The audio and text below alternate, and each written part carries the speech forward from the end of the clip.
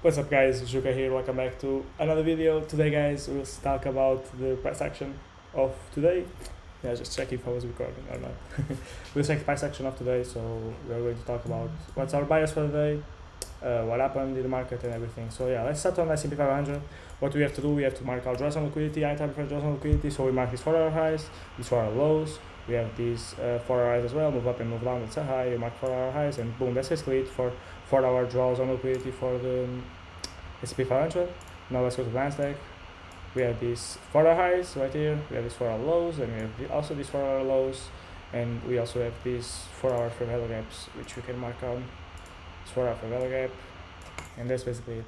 We also have, but this is way too far, so we're not going to mark it. And yeah, that's basically it. We also have this 4-hour fair value gap, but we are in the range of it, so yeah, we're not going to mark that out. Let's go to the 1 hour.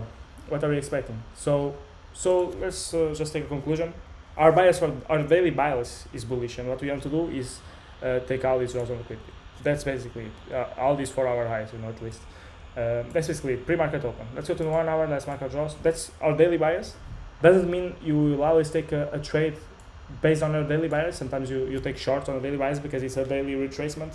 So if it's a daily retracement, it's a 4-hour move or a 1 hour move or whatever. So yeah, you can catch that as well. It depends really on what you need to do. So we are in 1 hour. We mark these are 4-hour lows. We say, oh, but why don't you mark these hourly lows? Because they have already been swept on pre-market. So we're not going to mark those down. We have these hourly highs, and we also have this hourly fair value gap, which is good to mark because we are in this area. So what are we expecting from NASDAQ? Sweeping these hourly highs, these 4-hour highs, some kind of reaction to the downside. That's what we really want. Let's go to 5 minutes. Let's go first to the S&P. So I have to do the same. So yeah, we mark these hourly highs, and we also have these hourly lows. But yeah, they have been swept pre-market as well. So we do not care about those. If they are already been swept, we do not care about those. The same thing goes to this fair value gap. Like for example, this fair value gap. We do not care about it anymore. Why? Because it's already been filled. So it has zero value to us. We just delete it. Let's go to 5 minutes. We jump to 5 minutes. That's the strategy. What do we see market opens? So we have news today at 3 p.m. My time, so London time. It's 10 a.m. on London session time, so Eastern time. On New York time, sorry. I'm messing everything up. What happens once market opens? Market opens, we can go to 1 minute, but it doesn't really matter. This is super laggy, man. But it is what it is. What do we see? We actually see a very good entry, to be honest, So we are on 1 minute on S&P. Let's go to 1 minute again on the NASDAQ so that you guys have the same bias. I took this trade on S&P on the NASDAQ, but hey, I'll explain everything in a moment. So what do we see? So we have news at 10 a.m. Eastern time, so 3 p.m. for me. So news around, I can mark it around just so you guys can see. News at right here. Cool. We have news right here. So I'm not willing to trade before the news. What happens? Market opens, price hits key level. So what you guys need to be aware is the strategy is very simple. Price hits key level. It's very, very simple. It's literally just 3 things you need to see. Price to hit key level. Nice. Now we need a confirmation confluence. So a break of structure, inverse fair value gap, or SMT divergence. In this case, I can show you an example. Of course, I wouldn't be trading here, but I can show you an example. Boom, we got break of structure right here. Then what do we need to wait for? We need to wait for a retracement, a continuation confluence. So we need to, I can draw it right here. So I'm always explaining this, but it's always good to explain again so that you guys know what I'm talking about. So my strategy is very simple. This strategy based on SMT concepts, on smart money concepts, yeah. Not SMT concepts, SMC concepts. Well, my strategy is very simple. So we have here liquidity, above highs we have liquidity, above lows we have liquidity as well. What happens? Liquidity sweep, then we have a break of structure or inverse fair value gap, something around here. Then we want to see a retracement into order block, breaker block, fair value gap, and then price goes lower. I know this is hard to you to understand maybe because I'm explaining it way too quickly, so let me try and do it again simpler for the 5-year-olds that are watching this fucking video. So we have liquidity, boom, then we have price to retracement, boom, and then we want to see another confirmation confluence, boom, break of structure or whatever. 3 steps: price hits key level, Price hit key level. Nice. Step 1. Step 2. Break of structure, universal gap. Boom. Step 3. Retracement into our zones of interest. Could be order block, breaker block, equilibrium, fair value gap. It doesn't really matter. Boom, right here. Then we want to see break of structure or reverse fair value gap or a reaction out of that, which is what I've been using on 1 minute time frame. Boom, we got that. Boom. Enter on the beach. Stop loss above where trading idea is wrong. Take profits on next rounds of liquidity. Boom. Really fucking simple. Anybody can do this. Just stick to your fucking plan and stay disciplined, and you guys can do it. I know it's not easy, but I know you guys can do it. But you guys need to trust your ability. Let me show you an example. Pre-market. You do not want to be trading pre-market. You want to trade during the macro, which is from 9:50 up to 10:10, but on 10:30, which is what I like to trade. Boom. What do we got? Break of structure. Boom. Step 1. Step 1. Key level. Step 2. Break of structure. Boom. Continuation conference. What do you see? Move up that causes liquidity sweep. We don't have because it's the liquidity sweep is caused by a move down, which I really don't like. But hey, it is what it is. Let's mark equilibrium. Spice field equilibrium. Yes, spice field equilibrium. Boom, equilibrium field. So basically, we have break of structure. Then we have a retracement into equilibrium, and into we don't have any other confluence. Now we want to see a break of structure or inverse parallel gap. What do you got? Break of structure right here. Boom. Another break of structure right here. Boom. Boom. And macro just opened. So we got break of structure and macro just opened. So we are allowed to trade. Boom. Enter the beach. Boom. Stop loss where trading is wrong. So above these highs or above these highs, liquidity sweep highs is generally safer. Draws on liquidity. We have all these low resistance liquidity, all these lows, all these lows, all these lows. But theoretically, we are really aiming for the hourly lows. So boom, we are aiming right here. 2.42 risk to reward ratio. Boom. Actually, I didn't put that correctly, and this is an SMT, so the trade will not have it final take profit on the S&P, on the S&P, on ES. It did full take profit on NASDAQ, but not here, and from the bullish SMT, which is what I'm going to explain next. But hey, this is just an example, and you see, hey, but it didn't hit final take profit. No, it didn't. I won't lie to you. But if you go to 5 minutes, it is this 5-minute lows, which could be our take profit one, and it is this 5-minute lows, which I'm not even marking. I'm going to mark them with the same thing. Boom. So you got 2 take profits hit, and boom, you are set. Like this trade, even if it was final take profit, so not the last TP, 2.35 risk to reward ratio on a bullish S trade, on a BS trade, man, and with a huge stop loss, because realistically you want to put stop loss above these highs or above the highs that created or whatever. No, these highs. But yeah, exactly, these highs, that's where you want to put it. So 2.75 risk to reward ratio. So if you enter with $100, you're going to gain $275. So yeah. But let's go to the trade I took, because we are not taking this trade because there is news at 10 p.m. So we're not taking this at 10 a.m. So we're not taking this trade. I'm sorry if I'm speaking way too quickly. It's because I'm trying to explain all these very quickly, so that the video doesn't have like 5 hours long or whatever. What do we form?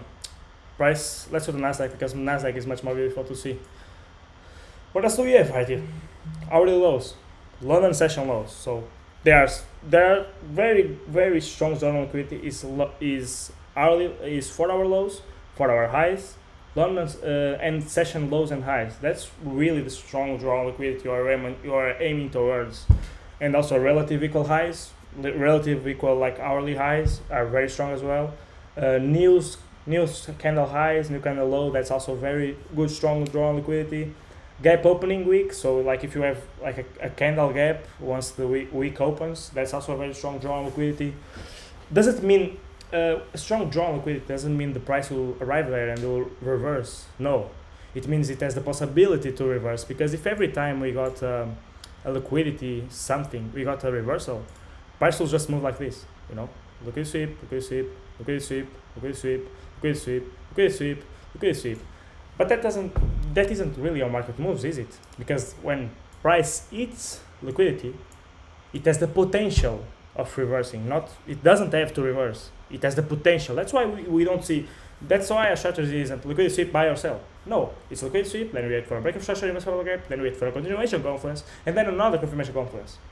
So write those things down. Write the strategy down and follow your fucking plan. And take your trades from key levels. So hourly lows, hourly highs, session lows, session highs, daily lows, daily highs, midnight lows, midnight whatever, I don't know, and imbalances, fair value gaps, 1 hour fair value gap, 4 hour fair value gap, whatever you are taking from, but take from these key levels. Don't start inventing, don't start taking trades from whatever shit you guys see on YouTube or TikTok, whatever. Stick to what fucking works. This is really fucking simple and this really fucking works. The thing that you guys are doing is overcomplicating stuff that is very simple. And that's really what's making you suck in trading. Because you are all confused with all this information. You guys are seeing TikTok, new strategy. Bro, you don't need a new strategy. You need to focus on the basics and master the basics. That's what's going to make you profitable. And that's what I'm trying to show you on this video. So what do we hit? Step number 1, key level. We need key level to hit it. 1 hour low, 4 hour low, 1 hour high, 4 hour high, session lows and session highs and imbalances. We're talking about liquidity imbalance. So 1 hour fair value gap and 4 hour fair value gap. That's it for key levels. No order block, no breaker block, no equilibrium, no. These are the key levels you want to take trades on. Stop inventing. Sometimes I see fucking charts that look like rainbow and all that bullshit and you are losing trades, and bro, you're losing trades because of that fucking rainbow that you have in your fucking chart, bro. The moment you stop inventing is the moment you start making money for this shit. The moment you start taking your emotions out of this shit, bro. Because trading isn't about making money every day. You want to make money every day, yes. But trading, if you put in your head that it's about predicting where price wants to go on a daily basis, then you are going to make a shit ton of money. But you need to focus on predicting where price wants to go. I see people losing trades and say like, oh man, I'm so sad with this, man. I didn't make a trade today, bro. And I'm like, bro, you predicted where price wants to go. You wrote a daily bias. You wrote the bias. You wrote, I want price to do this and this. And maybe you didn't get perfect setup, but you predicted where price wants to go. You need to be happy about yourself. You need to be happy about that. Because that's your goal for the day. It's not to make money. Because if it was to make money every day, then when you lose a trade, you're not happy. You're going to trade again and trade again and trade again. Guess what? That's going to lead you to blow your fucking account. And that's really not what you want. What you want is to predict price action on a daily basis, based on probability. And guess what? You lose some trades, yes. 99% of trades you lose will be your fault, yes. And I hate to admit it, but it's true. It's because you are marking your confidences wrong. It's because you are taking entries where you shouldn't be. It's because your bias is completely wrong when you are taking a trade, basically almost forcing it when your bias is completely wrong. And that's going to fuck you mentally. It is, but you need to learn from it, journal it, obviously, and keep going. But you need to show dedication, otherwise you won't do that shit, man. And that's what I'm saying, man. Let's go to the chart. So what do we see? Price is key level, step 1 of the fucking strategy. Write the strategy down so you can follow the thinking plan and see the strategy as I'm speaking. Hourly lows get taken out and it's low and lows as well, so it's very strong draw on liquidity. Shuka, but these lows aren't taken out. Yes, they aren't, but we have another confluence. We have a bearish S&T, a bullish S&T. So what is an S&T? Is basically when the NASDAQ, in this case, formed the lower low, and the S&P 500 that took these lows, took these London session lows, but S&P 500 didn't. So what is that showing us? Is that the S&P 500 is showing us where price wants to go. It's showing us the future. So let's go back at it and what should we do? So price is key level, step number 1. So you guys already know that. Order that to form a bullish SMT. What's an SMT? When NASDAQ forms a lower low, lower high, and when ES forms a lower high and NASDAQ forms a lower low, or if it is opposite of it, it doesn't matter. What it matters is the S&P 500 is showing us the future. It's showing price wants to go higher. And did what? Other key levels, the previous open market highs, the hourly highs, and everything else. Not only that, this isn't enough confluence for us, but it's a confirmation confluence. The ES is telling, hey, price, I want to go higher. Then that's good, man. You want to go higher? Let's go. So what are we going to trade? We are going to trade sorry guys, I'm a little bit distracted. We want to trade the lagging index. What is the lagging index? It's the index that is behind in time of the other. So the S&P 500 is showing us price wants to go higher because it didn't took these lows. NASDAQ took out these lows, so NASDAQ is a little bit behind. Because guess what? S&P 500 is already going up, and NASDAQ is a little bit behind. So you're like, okay, we have an opportunity here. Let's go to the 1 minute, because this is a more aggressive strategy. It's what I've been using lately. It's more aggressive, but it's paying off on this shitty ass price action, to be honest. Because if you wait for 5 minute confluences, you're not getting your entry. Boom. What do we have? We we hit a key level. What do we need to have? Break of structure and inverse parallel gap. What do we have? Boom, inverse parallel gap right here. Let me mark this shit. This is all laggy. So I hope you guys understood why we are taking the trade on NASDAQ. It's because NASDAQ is behind. So ES is telling you, hey, I want to go higher. NASDAQ is like, okay, ES wants to go higher, so I'll go higher. So we go to NASDAQ because NASDAQ is behind. So yeah, ES already told us the future. Now we are going to go to NASDAQ and see the rest. So boom, we got here inverse parallel gap. What do we have? What else do we have? We need to continuation coffer. So for parallel gap, but I can go deeper on this, but really there's no need. There's no break of structure. I was going to talk about Fibonacci, but Fibonacci didn't even got disrespected here, I think. So yeah, inverse parallel gap. Let's go. We got a confirmation conference. So now what we need? Continuation conference. So a parallel gap getting filled, equilibrium getting filled, order block, a breaker block getting filled. Hey, order block is this leg down. It's like that moves liquidity. No way. We want to take a trade now, not when these guys suspected or whatever. Breaker block is right over here. It's the move prior to the break of structure. So hey, breaker block and order block are out of the equation for now at least. So what do we want? Equilibrium getting filled or the parallel gap getting respected. What do we get? We mark equilibrium, these lows up to these highs, and it doesn't get respected. So we wait for a parallel gap at least. You know, price forms this parallel gap on this candle closure, then it goes to our parallel gap and gets a candle in the direction we want. We enter on that. Stop loss where trading idea is wrong. You can put it here. I usually put it below the candle of parallel gap, but I initially put it down here, and then once price came into my direction, I lowered it a bit to this parallel gap. So yeah, I'm just being completely honest with you. And boom, price hits all our targets. Super laggy, but hey, price hits take profit one, which is a 1 to let me show you. So 1 to super laggy this chart, man. I'm not enjoying this at all. I need a new computer. 1 to 281. That's what I've been told you before. And then price final take profit is 1 to 5 risk reward ratio, but we didn't hit that today. So that's basically it. You know, you enter on that. Let's trade run. Price goes in one direction, goes almost stop loss, emotions getting in, but you need to stick to your plan. You already made everything you need to do. No need to overanalyze. People sometimes they overanalyze the charts. Once you did your bias and you enter the trade, do not try to overanalyze the strategy or anything, man. So yeah, price goes here, takes out this 5-minute highs. You could have take profit one here.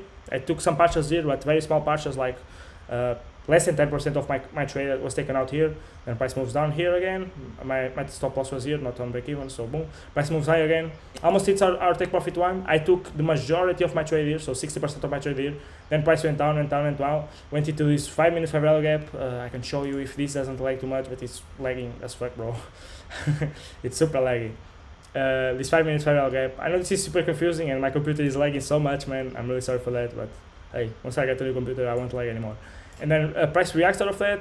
After this 5-minute parallel gap goes through here, sweeps this 1-minute highs again, and I'm like, okay, I'm just going to close the rest of my trade because at this time it's 14:42, so it's about midday in the US. Yeah, and I'm like midday and 42. I'm like, bro, price is consolidating as fuck. I'm just going to get out of my trade, and I closed down my take profits right here. So 60% of trade here, some like 10% of trade here, 60% here, and the rest here. So yeah, then price moved up to break even, which even if I didn't took all my trades, the rest of my trade here, hey, I would have got stop and a break even. And then it's something funny because this is seek and destroy. Price goes to the place where you place your trade to sweep out more liquidity, and then price moves up to the direction, and it's CP1, to be honest. But yeah, I'm happy with my trade. I took some partials where I needed to, you know, put my stop loss into break even when I needed to, and then yeah, and took the rest because I wasn't really enjoying price action. Really, that was basically it. Price was clean this first 2 hours of the session, but then price was just consolidating as fuck. I'm like, yeah, I'm out, and I'm glad I was out because yeah, price just went out and would have stopped me at break even anyway. So yeah, better take some profits than nothing. So yeah, positive day.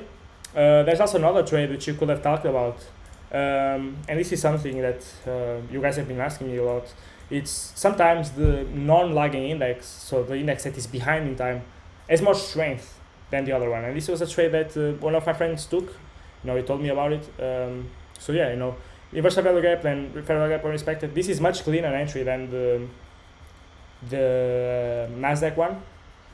And then you put stop loss above a little bit above the fair value gap. You have this hourly fair value gap, this minute fair value gap. You can put it a little bit below this 1 minute inverse fair value gap maybe.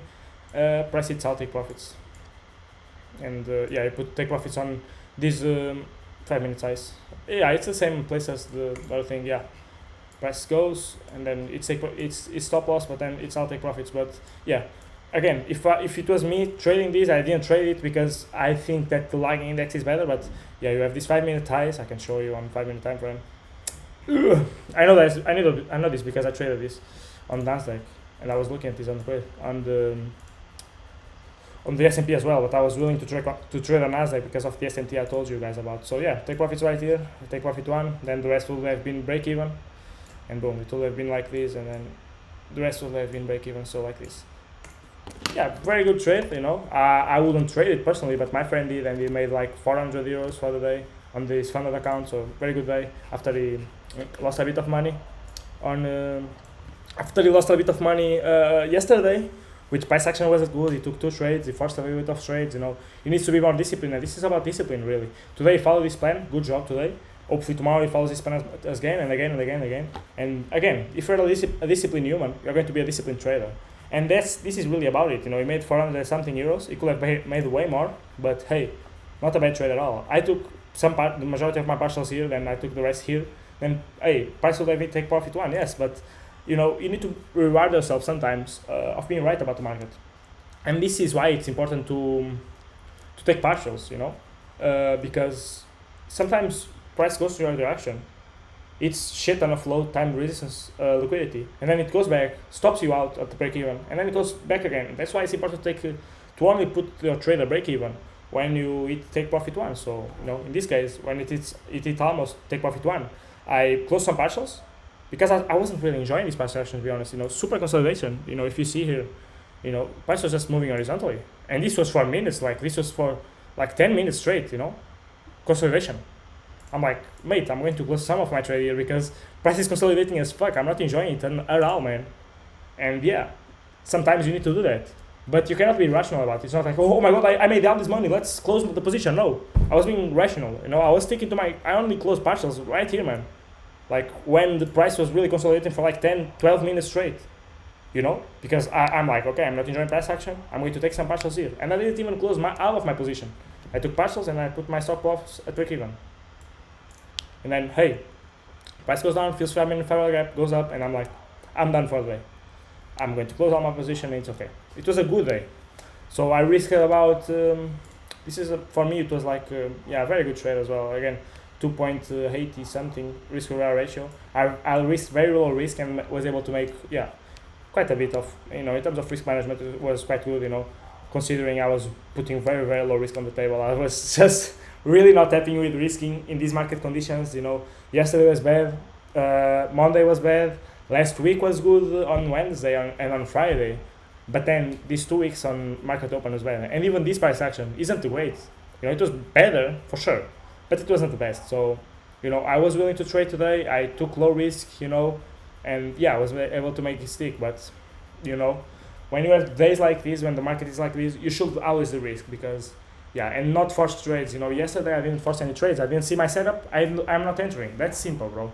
Like I see a lot of people complaining, price action, price action is so bad, man, so bad. And like, bro, if price action is bad, why are you trading? Like, if you don't see your plan, if you don't have a clear bias for the day, and if price is just messing around, up, down, sideways, I don't know, moving forward and backwards, I don't know, then do not enter. It's simple, bro. Like, if you can do that, if you have the discipline in you to say, I'm not going to trade today, then you are on a great path, you know. You know, sometimes, you know, like yesterday, I was, you know, of course it's sad then that you are analyzing the markets and doing everything, and then coming here and not seeing a setup, for sure. You know, of course you get a little bit like, come on, like I wanted to trade today, but hey, it's not about wanting to trade. It's about, you know, being a visionary, you know. Like watching, you are a watcher as a trader. As a day trader, you are not going to trade every single day. You are watching the market every single day, and if the market gives you an opportunity, then you enter. else you're not entering, bro. You need to be disciplined with yourself. You need to control yourself. It's not about making money every day. It's about predicting where price wants to go on a daily basis based on probability. Once you start seeing trading like that, bro, it becomes so much simple because you guys are connected, emotionally attached to money, and that's what's screwing most of you. 99% of you, it's screwing you up. And I can promise you guys, if you fix bad habits, if you fix your discipline, you are going to be successful with this. But you need to fix your discipline. You need to fix your bad habits, and then you can do that, man. Yeah, I think that's basically it for the video. It's just, yeah, it's a bit laggy. Sorry for if it's laggy, you know, just I need a brand new computer. It's, you know, for sure. But yeah, you know, hopefully you guys enjoy this video, you know, great video, I think. Some useful information as well. So yeah, yeah, drop a like, drop a comment, and yeah, guys, see you on the next one. Bye bye.